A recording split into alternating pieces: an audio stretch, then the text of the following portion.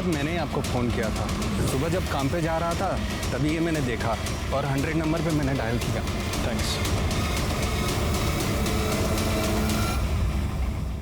जोशी बघा।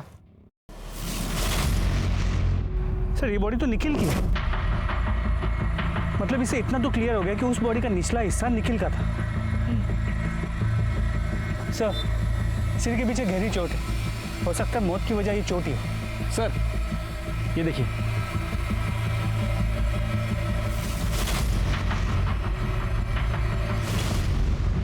गायकवाड़, अपनी forensic team को बुलाओ और उनसे कहना कि इस बार मुझे रिपोर्ट जल्द से जल्द चाहिए। सर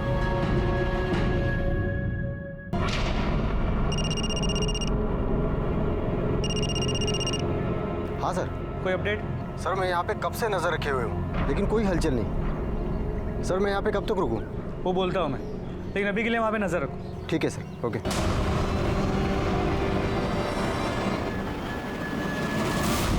हे शिंदे ना येऊ दे। सर गायकवाड, आयुष्मान बाबा आणि त्याच्या मुलाबद्दल काय कळलं का? नहीं सर, पण लवकरच समझे।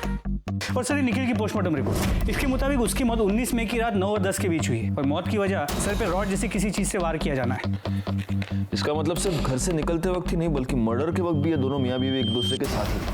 गायकवाड़ एक काम करो, हमें जहाँ पर ये दोनों सिली हुई बॉडीज मिली पता करो कि मर्डर के टाइम पे वहाँ आसपास कितने मोबाइल नंबर देखते थे और उन नंबर्स को बाबा, उसके बेटे और बाकी के असिस्टेंट के नंबर के साथ मैच करके देखो। सर ये रहे काजल के कॉल रिकॉर्ड्स। इस कॉल रिकॉर्ड के मुताबिक काजल के कॉल्स की ड्यूरेशन 1 से 1.5 मिनट थी सिवाय एक नंबर को छोड़ के। खोपली में एक नंबर है, 3 हफ्ते पहले काजल ने उस पर 20 मिनट तक बात की थी। किसका नंबर है? काजल की माँ मुक्ता।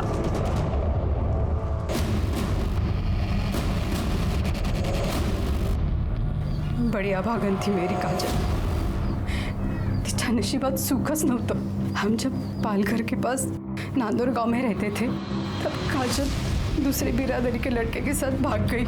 पूरे गांव ने हमें बेदखल कर दिया। हम लोग दर दर भटकने लगे, कभी यहाँ गावात कभी त्या गावात। अभी 1 महीना पहले नवीन को यहाँ काम मिला। 3 हफ्ते पहले आपकी काजल से बात हुई थी? हो सर, 1 महीने पहले की बात है सर। मेरी जानने वाली को मुंबई में काजल बाजार में टकरा गई। उसने मुझे फोन किया, काजल ठीक है, और उसने काजल का नंबर दिया। मैंने सोचा मैं उससे बात नहीं करूंगी, क्या करूं, माँ हूं ना। मैंने उसे फोन किया, बड़ी खुश लग रही थी वो फोन पर। उसने कहा कि वो मुझसे मिलने आने वाली है, पर नहीं, वो नहीं आई। उस निखिल के घर वालों ने ही मारा है साहब मेरी ताई को। साहब हमारी ताई उसे कभी पसंद नहीं थी, हम लोग अलग बिरादरी के ना, इसीलिए। वैसे 19 तारीख को तुम कहाँ थे? मैं काम पे था साहब। विठ्ठल और मैं साथ में ही काम पे जाते। विठ्ठल कौन? हमारा पड़ोसी, इधर बाजूला रहा था।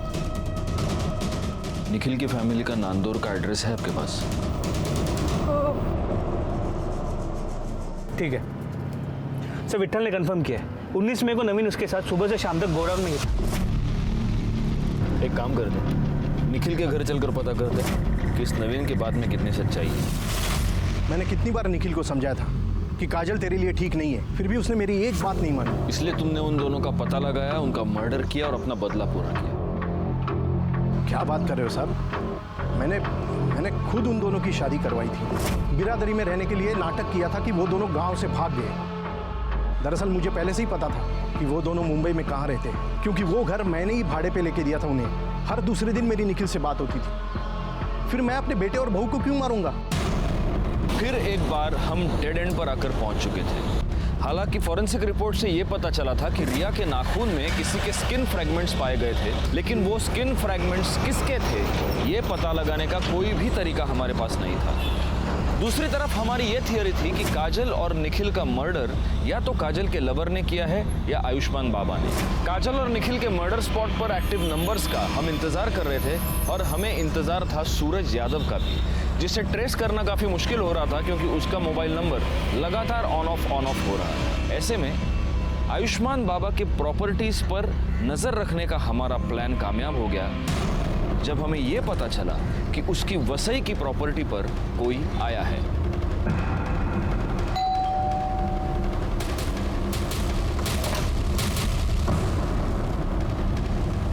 जी, आपका नाम?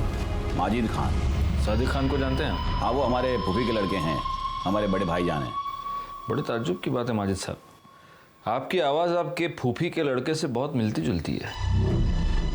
देखिए, आप हमें खामखा परेशान कर रहे हैं। हमारे बड़े भाईजान का उन्होंने जो किया है उससे हमारा कोई वास्ता नहीं है। गायकवाड़,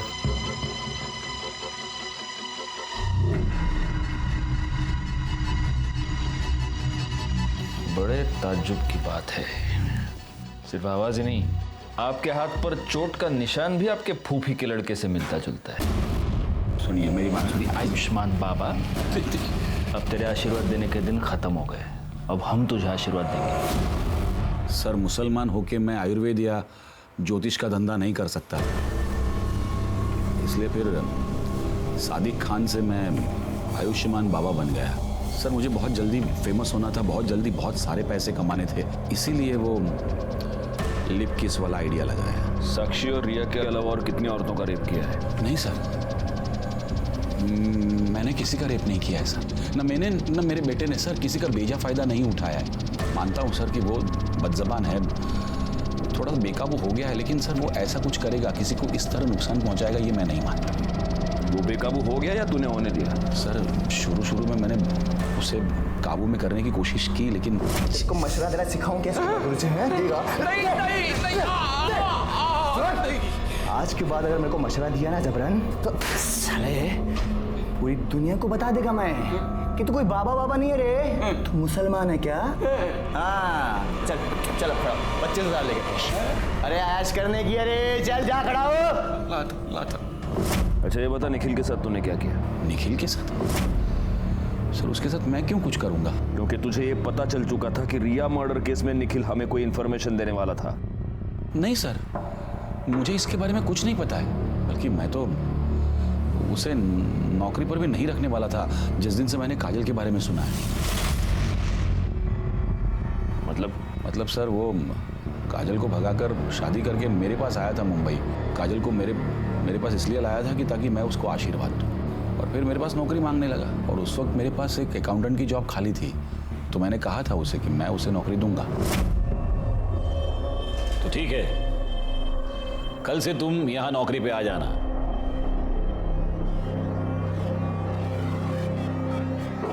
मेरी बीवी है।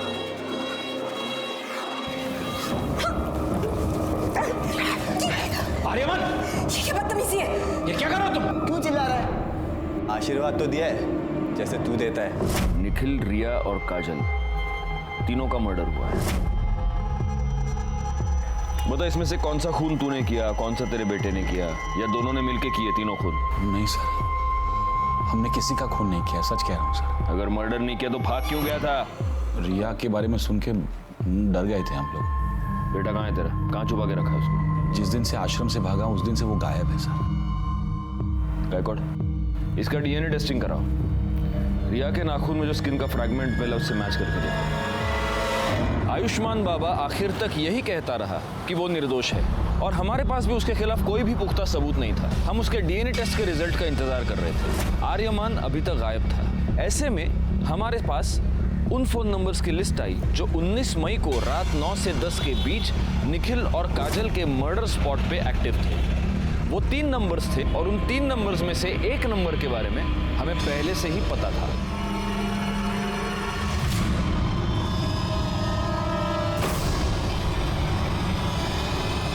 ताई की वजह से हमने बहुत दुख देखे थे साहब। मैं उससे बदला लेना चाहता था, पर पता नहीं था कि वो कहाँ रहती है। फिर पता चला कि आई को उसका फोन नंबर मिला है। तो तू पहली बार में ही कामयाब हो गया। तूने काजल को फोन करके गोराई बुलाया और वहां पे तूने उसको मार दिया। नहीं साहब, पहले मैं उसके घर गया था उसको मारने के लिए, लेकिन तब उसकी पड़ोसी ने मुझे देख लिया। दूसरी बार अखबार वाला पैसे लेने आया था। तो वो तू था जिसको मृणाल ने देखा था? मैंने सोचा कि ताई को किसी ऐसी जगह ले जाके मारना होगा जहाँ मुझे कोई देख नहीं पाए। हाँ बोलो नमीन। वो कुछ काम से मैं मुंबई आया था, तो आपसे कुछ जरूरी बात करनी है, मिलना था। अरे पर ताई, मैं वो सब आपको मिल के बताता हूँ। आप एक काम कीजिए, आप मुझे गुराई के पास आके मिलिए। अच्छा ठीक है, मैं आती हूँ। क्या हो गया, यहाँ क्यों बुलाया? घर आ जाता ना। छोड़ूंगा नहीं। छोड़ उसे। मैंने तुझे कहा था।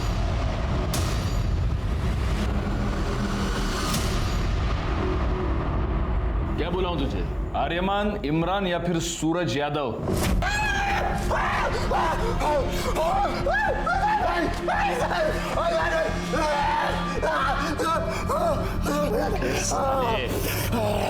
रिया के नाखून में जो स्किन मिला है ना, उससे तेरे बाप का डीएनए 50% मैच होता है। इसका मतलब तेरा पूरा 100% होगा। इसलिए मैं बोल रहा हूँ नाटक मत कर, क्योंकि हम ये आसानी से प्रूव कर सकते हैं कि तूने रिया का मर्डर किया। बोल। साहब, साक्षी और रिया का रेप नहीं किया है साहब। अब्बू का चोला अपने ऊपर डाल लिया था कि कहीं बीच में थोड़ा बहुत भी होश आए तो लगे कि अब्बू ने गलत काम किया है। मर्डर क्यों किया रिया का? मैं बस कंप्लेंट वापस करवाना चाहता था साहब, पर वो रिया का बाप है ना, फोन पे बहुत अकड़ रहा था साहब, बहुत उल्टा सीधा बोला मेरे को, दिमाग पूरा चला आ गया था मेरा। बस मैंने सोच लिया था साहब कि इस साले को सबक सिखा के रहेगा मैं। तो मेरे को पता था कि रिया रोज शाम को ना कंपाउंड में वॉक करने को आती, और साहब उसके बाद उसकी बॉडी रात को मैं ठिकाने लगा दिया। पर ये सब बूढ़ा हुआ ना वो मेरा अबू, उसने मेरे को सब करते हुए देख लिया था साहब, और बहुत घबरा गया था साहब, वो बहुत डर गया था, जबरदस्ती मेरे को छुपाया साहब। साक्षी और रिया पर रेप करने के जुर्म में और रिया के मर्डर के जुर्म में तुमको अरेस्ट करता हूँ। चार्जशीट फाइल करो। फॉरेंसिक रिपोर्ट से यह साबित हो गया कि वो स्किन आर्यमान की थी। निखिल काजल मर्डर केस और रिया मर्डर केस फाइनली सॉल्व हो गए। नवीन, जिसने अपनी बहन को एक भयानक, एक दर्दनाक मौत दी, उसका पूरा प्लान उसकी फोन की वजह से फेल हो गया। रिया, जो कि शारीरिक रूप से कमजोर थी, अपने मां को डेड बॉडी का निचला हिस्सा किसी आदमी का है और ऊपर का हिस्सा औरत का। यानी कि मर्डरर ने एक आदमी और एक औरत का मर्डर करके उनकी बॉडी को बीच से काट के आपस में सिल दिया।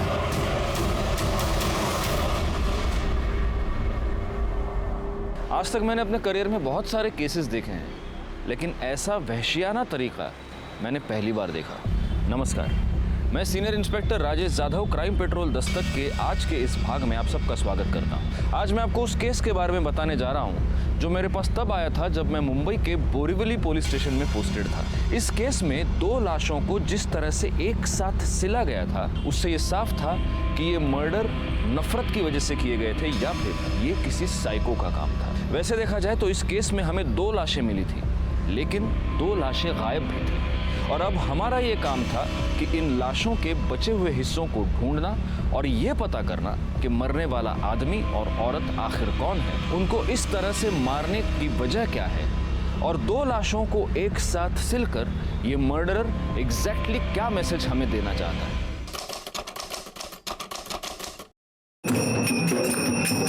आयुष्मान बाबा की, आयुष्मान बाबा की, आयुष्मान बाबा की।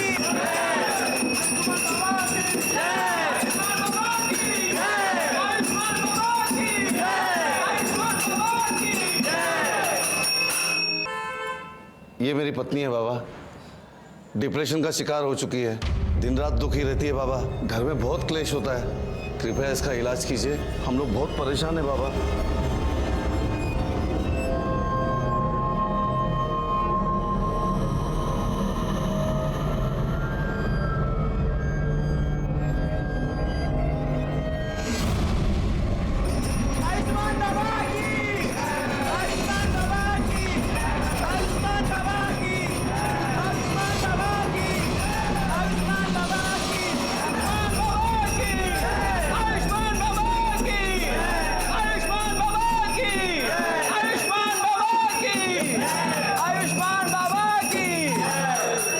जा, ले जा अपनी पत्नी को घर, शीघ्र ही वह ठीक हो जाएगी।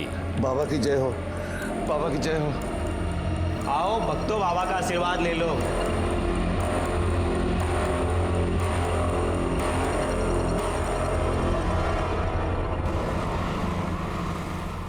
पानी आणि एक ग्लास आणते।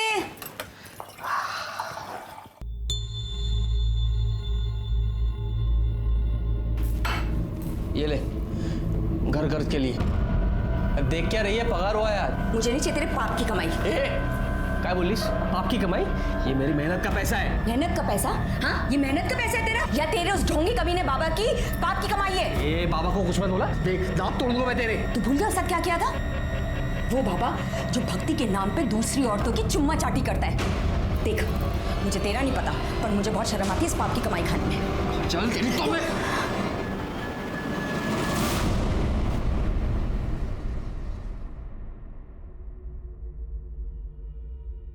सुनिए, मुझे कुछ पैसे चाहिए थे। देखो साक्षी, तुम्हें अच्छी तरह से पता है मुझे इस तरह के ढोंगी बाबा और उनके चमत्कार पे बिल्कुल विश्वास नहीं है, और ऐसे काम के लिए मैं तुम्हें 1 रुपया भी नहीं दे सकता हूँ। तुम्हें हो या ना हो, पर मुझे है, और ये सब मैं रिया के लिए तो कर रही हूँ ना। देखो साक्षी, मेरी प्यारी रिया को ठीक करने के लिए किसी ढोंगी बाबा की कोई जरूरत नहीं है, और खबरदार तुम इसे किसी के पास लेकर गई ऐसे बाबा के पास।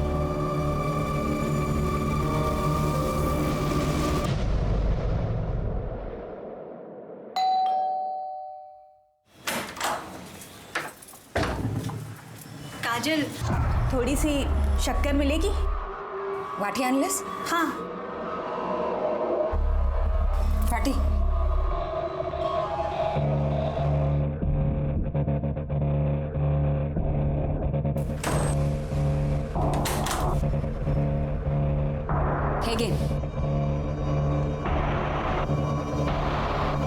और कुछ भी चाहिए?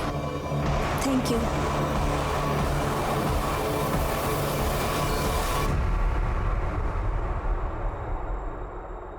ठीक किया जो तुम इसे मेरे पास उपचार के लिए ले आई। बाबा, मेरी रिया चल तो सकेगी ना? अवश्य।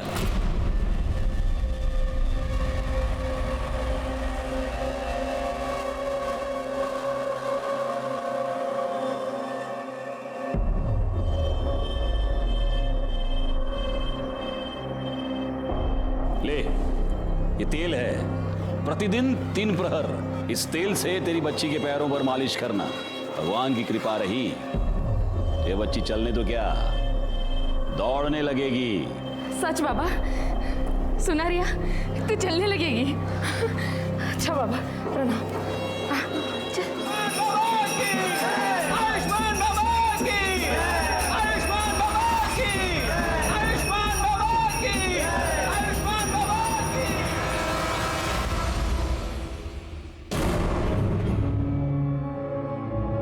रिया बेटा, बेटा क्या हुआ?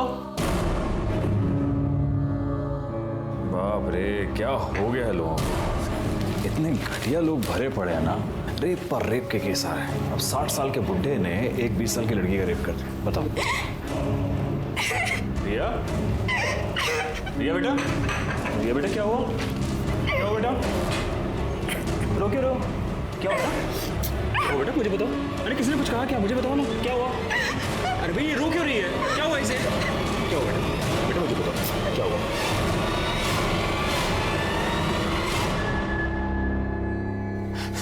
सर देखिए ना सर, मेरी बेटी के साथ क्या हो गया सर? सर मेरी बेटी के साथ सर रेप हो गया है सर। आप प्लीज बैठिए और मुझे शांति से बताइए कि एग्जैक्टली। सर मेरे मना करने के बाद भी ना मेरी बीवी साक्षी सर मेरी बेटी को ना उस ढोंगी बाबा के पैसा नहीं है तो उसके बदले कुछ और देना पड़ेगा। अलग चीज मतलब उसके बाद मैं तेल लेने के लिए अकेले आश्रम गई। वहां पर उन्होंने मुझे वेटिंग रूम में बैठने को बोला।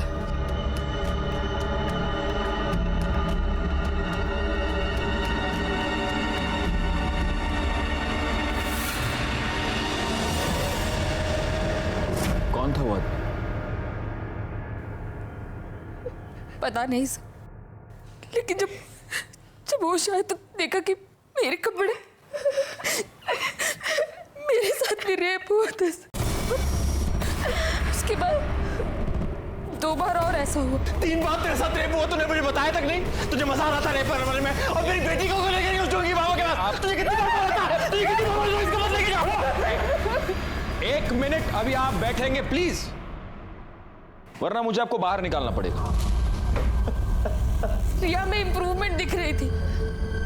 अगर मैं तुम्हें बताती तो तुम ट्रीटमेंट रुकवा देते, इसलिए मैंने नहीं बताया। लेकिन फिर 4 दिन पहले 13 तारीख को रिया को लेके आश्रम गए। आर्यमान ने हमें कहा कि हम वेटिंग रूम में वेट करें, बाबा बाहर गए। उनके शिष्य ने हमें एक शरबत पिलाया, जिसे पी के हम दोनों बेहोश हो गए। लेकिन बेहोश होने से पहले मुझे याद आर्यमन मुस्कुरा रहा था। मुझे लगा कि फिर से, लेकिन जब मुझे होश आया तो मेरे साथ कुछ भी नहीं हुआ था। लेकिन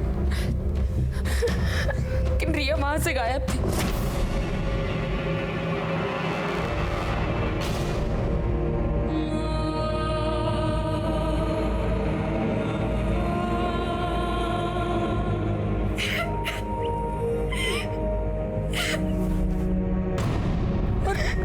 रिया मुझे ट्रीटमेंट रूम में मिली।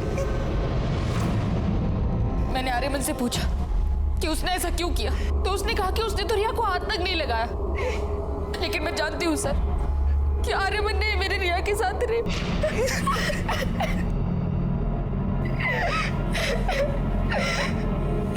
बेटा, क्या तुमने उस आदमी को देखा? वो आर्यमान ही था? नहीं, वो आर्यमन नहीं, आयुष्मान बाबा थे। मुझे याद है, बेहोश होने से पहले जो आदमी मेरी तरफ आ रहा था, उसने वही चोला पहना था जो आयुष्मान बाबा पहनते। इंस्पेक्टर सर प्लीज उस बाबा और उसके बेटे को अरेस्ट कर लीजिए प्लीज सर। प्लीज सर, हमें न्याय दिलवा दीजिए प्लीज सर। कामनी मैडम, बच्ची को मेडिकल एग्जामिनेशन के लिए ले जाइए। आप भी जा सकते हैं।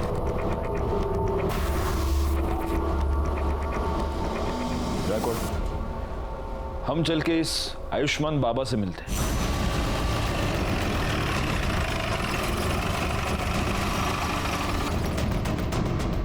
साक्षी हम पर ऐसे आरोप कैसे कर सकती है अपने बाबा के बारे में? देखिए, आपको जो कुछ भी कहना है पुलिस स्टेशन चलकर कहिए। चलिए। साहब एक मिनट बेटा, ये कोई आम आदमी चलते फिरते आदमी नहीं है, बाबा है आयुष्मान बाबा। और इनके भक्तों को पता चला ना कि आपने इनको ऐसे उंगली भी लगाई है, दंगे भड़क जाएंगे साहब, बता रहा हूँ। दंगे वंगे बाद में, सबसे पहले तो तेरे को उठा के अंदर डाल दूंगा। चल यार, ना चलिए चलिए, मैं कह रहा हूँ कर रही है। ये सत्य नहीं है। सभी भक्तों को वही शरबत ग्रहण के लिए दिया गया था। उनमें से किसी को कोई समस्या नहीं हुई। आप चाहे तो दूसरे भक्तों से पूछ सकते हैं। बाबा 13 तारीख को आश्रम में थे ही नहीं, वो एक भक्त के यहाँ आमंत्रित थे। मैं स्वयं पूरा दिन उनके साथ ही था। हम लोग शाम को आश्रम एक साथ ही लौटे थे। सर, मैं तो ज़्यादातर अकाउंट केबिन में ही रहता हूँ, तो बाहर क्या चलता है क्या नहीं चलता मेरे को नहीं मालूम। सच है, भगवान भी इंसान को नहीं पहचान सकता। मैंने साक्षी और उसकी बेटी को बहुत सहायता की थी, फिर भी न जाने क्यों उसने मुझ पर ऐसे घृणित आरोप क्यों लगाए। लेकिन आपको क्या लगता है बाबा, मतलब क्यों लगाए होंगे उसने ऐसे घृणित आरोप आप पर? एक ही कारण हो सकता है। अच्छा? मेरे उपचार के पैसे देना नहीं चाहती होगी, अन्यथा मदद जो करता है उसे ऐसे प्रत्युत्तर में ऐसे घृणित आरोप कोई नहीं लगाता। लेकिन उसकी चूक हो गई, वो चूक गई। 13 तारीख को पूरा दिन हम आश्रम में थे ही नहीं। सर, इसके असिस्टेंट गणेश ने भी यही कहा कि ये लोग शाम को वापस आए थे। क्योंकि यही सत्य है, हमारा शिष्य गणेश पूरा दिन हमारे साथ था, और जिस भक्त के यहां हम पूरा दिन उपस्थित थे, आप उनसे भी पूछ सकते हैं। दोनों को आशीर्वाद है मेरे। अब हम यहां से प्रस्थान करेंगे। अरे नहीं नहीं नहीं नहीं, प्रस्थान वस्थान अब कुछ नहीं कर सकते अभी। क्या है बाबा, आप रेप अक्यूज्ड हैं, तो अब आप यहीं रहेंगे।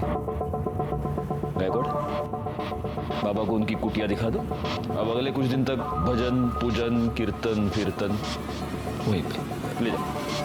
चलिए। देखिए ये गलत है। लड़की के कंप्लेन के बाद आयुष्मान बाबा को पुलिस ने रेप के केस में अरेस्ट कर लिया है। अभी भी तुझे लगता है कि तेरा बाबा ढोंगी नहीं है? काजल चुप बैठ, मैं बाबा को बहुत पहले से जानता हूँ, वो ऐसा कर ही नहीं सकते। और अगर रेप हुआ भी है ना तो बाबा ने नहीं किया है, वो उस कमीने आर्यमान ने किया है, क्योंकि वो आर्यमान एक नंबर का। अच्छा, तो फिर पुलिस ने तेरे बाबा को क्यों पकड़ा? हाँ, संभल के रहे, हाँ संभल के रहे, कहीं बाबा तुझे भी अरेस्ट ना करवा देते। सर, ये रही रिया की मेडिकल रिपोर्ट। इस रिपोर्ट के मुताबिक रिया की बॉडी पर कोई सीमन नहीं मिला है। ये तो एक्सपेक्टेड ही था। 4 दिन बाद वो लोग कंप्लेंट लिखवाने आए थे। 4 दिन बाद हमें क्या मिलेगा? सर एक बात और, रिया की मेडिकल रिपोर्ट से पता चला है कि उसके साथ सेक्स हुआ है, वो वर्जिन नहीं है। नहीं, लेकिन कमली मैडम ये बात लेकर हम कोर्ट में नहीं जा सकते। बाबा का वकील पहली हियरिंग में ये साबित कर देगा कि रिया खुद सेक्सुअली एक्टिव थी और अब उसके माँ बाप बाबा को फंसाने के लिए सब चाल चल रहे हैं। नहीं, हमें कोई ऐसा पुख्ता सबूत चाहिए जिससे हम ये साबित कर पाए कि रेप बाबा ने किया है।